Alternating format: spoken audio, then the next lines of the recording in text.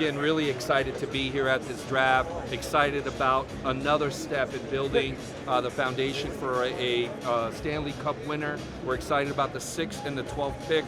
And I really want to tip my hat to Bill Armstrong and the entire hockey operations department as we get ready for, again, a very exciting next couple of days.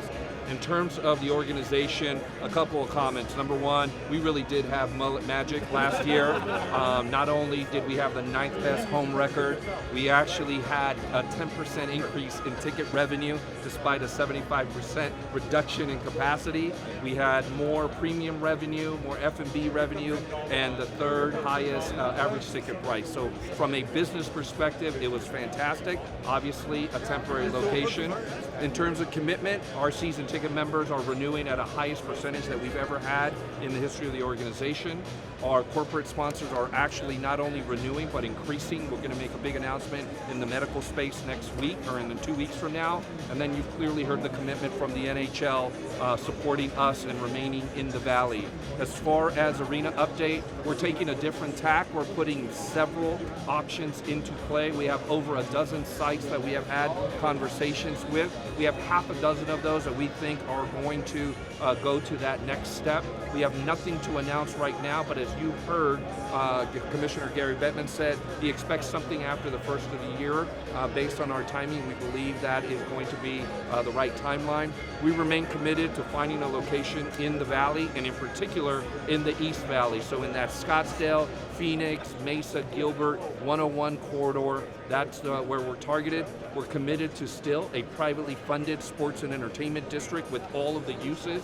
We still want to put our money where our mouth is and build something that'll be best in class. And finally, to all the fans, we are committed to making this happen. We were disappointed with the vote in Tempe, but we turned the page very quickly. We re-engaged with multiple sites that we had talked to beforehand, and we feel quite confident that one of these many sites that we've put into play will come to fruition in the timeline that we've mentioned. With that, go ahead. Sorry. No, go right ahead. So are you already down to half a dozen sites? Would you consider those finalists, or where are you in the process? Yeah, so I would say half a dozen of those sites are in the final stages in terms of LOIs and discussions on terms and what have you. Can you tell us where those are? They're in the East Valley, as I mentioned. What's up, Nashville? My Everything name we're is looking Lindsay at is all Crowley, there. and I will be So your when you say host after tonight. I want to be the first to welcome you to the grand stage of the 2023 Upper Deck We would term it with it's a concrete plan for us to move forward sometime in the monumental first quarter. 60th edition of similar question, like, NHL when you say history, first of the year, from is that historic roots do you in look at that Montreal to area the as a drop vibrant dead city of date Nashville, where dreams are realized. This marks No, the the NHL has not second given us time any. Music This is City the has exact hosted date. the This is the right NHL time. We have been in draft constant since communication with them about all 2003. of the options that we have. They feel very confident that we're doing the right things.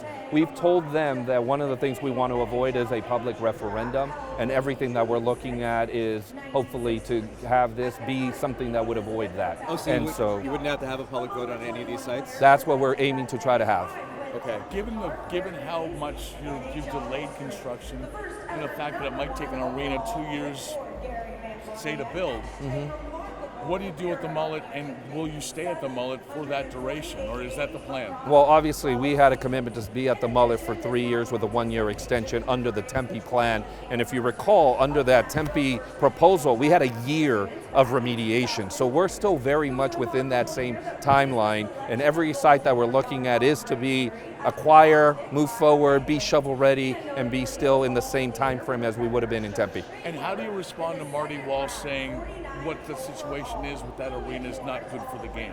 Well, obviously, we've made it very clear it's a temporary location. We've never lied about it, but I've also told Marty directly, we've put up $30 million to be committed to the Valley. We put up a brand new state-of-the-art annex that all the players have raved about, in large part because it's the largest locker room in the NHL for both visitors and for home.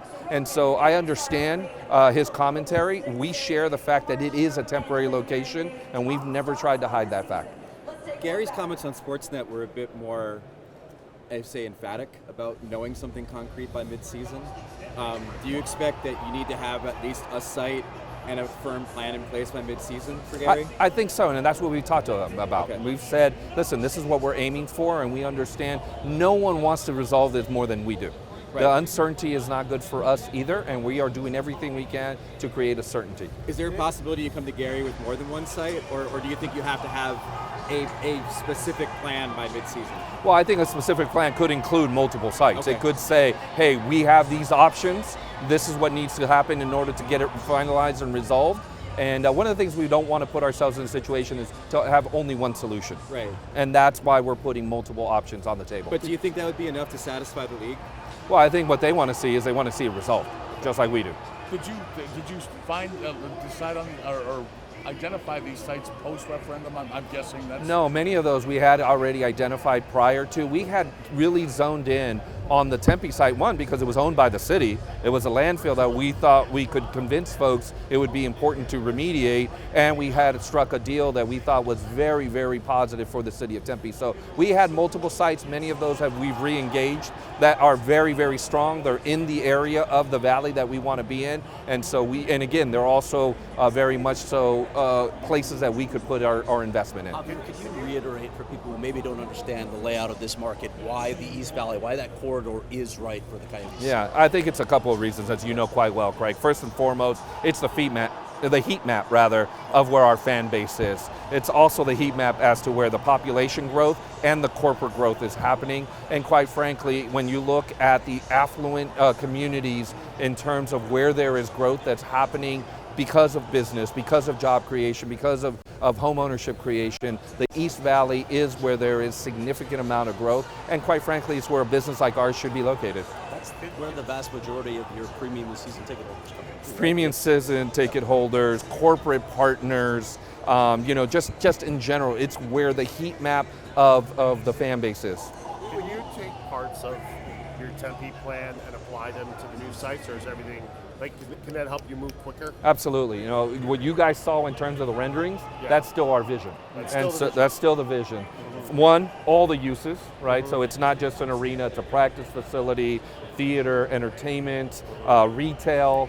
So the vision is still to have all of those uses, number one. Number two, the visuals we thought were still spectacular, and the sites that we're looking at actually are probably even more compelling to be at for that type of aesthetic. So in broad strokes, you're hoping to take those blueprints, that plan, and plop them. Absolutely, and there's opportunity to actually enhance them and enlarge them. We are looking at some opportunities that are much larger than the 48 acres that we looked at in Tempe. And what's the actual price again? It's what is the? Well, that for 48 acres, and remember it also had remediation, which we won't have here, but that was really looking at a $2.8 million in total.